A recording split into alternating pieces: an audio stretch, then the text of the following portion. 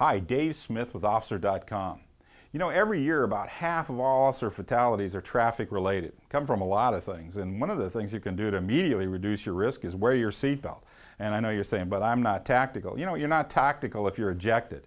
You're just dead. This is why wear your seatbelt, be safe. And this is the thing I want you to always be doing, is balancing your risks. Life presents us with all kinds of risks.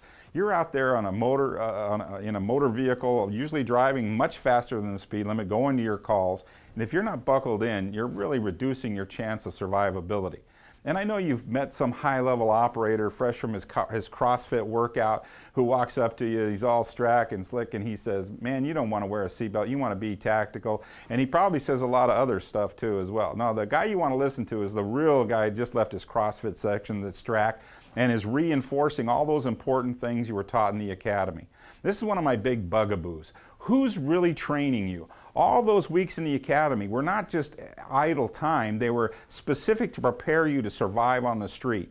And it's bad enough that we have the effects of routine degrading our performance, but then we get a lot of mythology out there on the street that is essentially anti-training or detraining by, for instance, just modeling the way veterans may do something. It's not an accident that the average officer killed in the United States has between 8 and 12 years on, and that includes accidental death as well.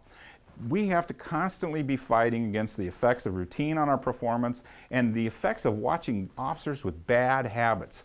So the way you do that is you constantly refresh yourself in the good techniques that you know to do, to have your mind set, to be aware of the inherent dangers of, for instance, traffic stops. An active roadway is a risk, period, so I want to be prepared. Some vehicles aggravate the risk. Now I want to get really psyched up. Am I stopping a van, a panel van with no way to see in? Maybe I'm going to bring that driver back to me. I don't want to go up in there.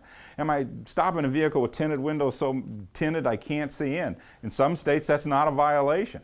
How am I going to deal with that? Again, maybe I'll bring them back to me. At night, maybe I'll ask the driver to turn on the dome light so they can't see out and I can see in effectively.